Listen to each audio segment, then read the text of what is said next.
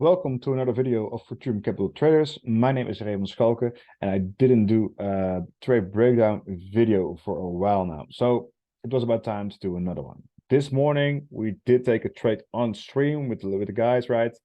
And we all got into the trade, and we're going to analyze right now so you can see the results. So first things first, this was the chart in the morning, right? 30-minute time frame, 1 hour time frame, daily time frame. So I'm going to let you know a little secret. We are mixed on our bias. And why?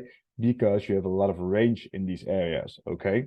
So we go down to the lower time frames, 4-hour time frame. You see a lot of rejections at the time. So it's still mixed, guys. Still a little bit bearish on the 4-hour time frame. 1 hour time frame was finding some support, tried to push up here. And then on the 30-minute time frame is where we draw up our zones.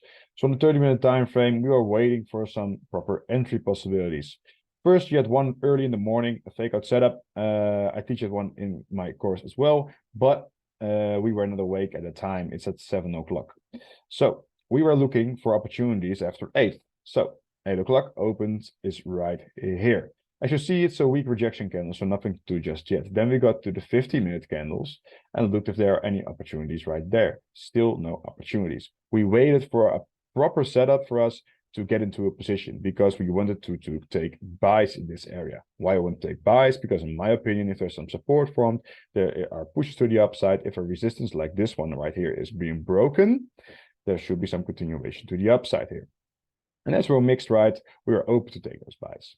What I noticed right away was that this candle was weak and rejected the bottom, right? This next candle was also weak and rejecting the bottom. Oh, let's put it there straight for a sec. Yes, like that.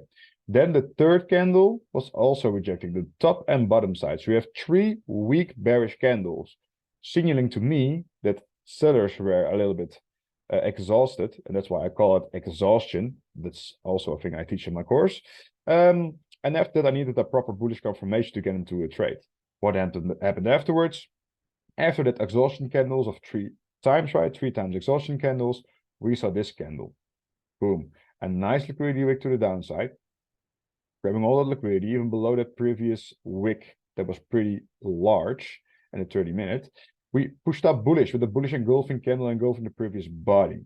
What I did then was put in my order after the lower wick was created, put my SL below the previous body because I think the SL was otherwise a little bit too big, and I was expecting a push.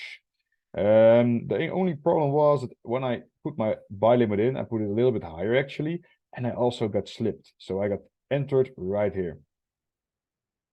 So it's quite annoying because otherwise I would have had my 1-to-1.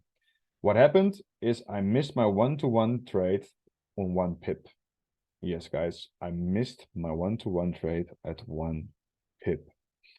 What happened afterwards? We analyzed this trade, right, or this setup, and we were expecting a push. That push did happen pretty nicely, but we missed it with 1 pip due to the spread, due to I got a little bit of slippage with my entry. Just quite unfortunate. What we did do was not close partials here because we wanted to hit our TP first. We closed 50% at break even. And why, right? I'm not a big fan of closing at break even, but if you have a big push and after that price just falls off a cliff again and comes back to your entry, 9 out of 10 times, those buyers are just exhausted to the top side, right? So those buyers are getting out of the market and sellers are going to have their play.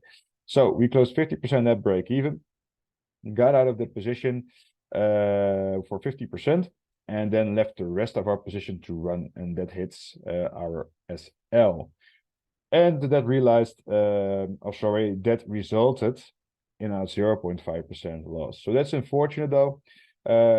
This trade did not win, but with that exhaustion play that I have right here, if you want to really learn how to use it on the markets, I have a hit rate of around 70% of winning trades. So that's quite beautiful. So I was pretty sure that it was going to happen again. It did happen again, but just not in my favor. Really staying disciplined, following my trading plan, and did not close partials. Manually, I waited for my TP to be hit. So I hope you guys learned something from this trade breakdown, guys. We were mixed on our bias. We were waiting for some setups and we were anticipating a push that did happen, but we just did not have the result that we would have liked to. That's all. Again, follow me on Instagram, follow me on Twitter, and go to the Discord.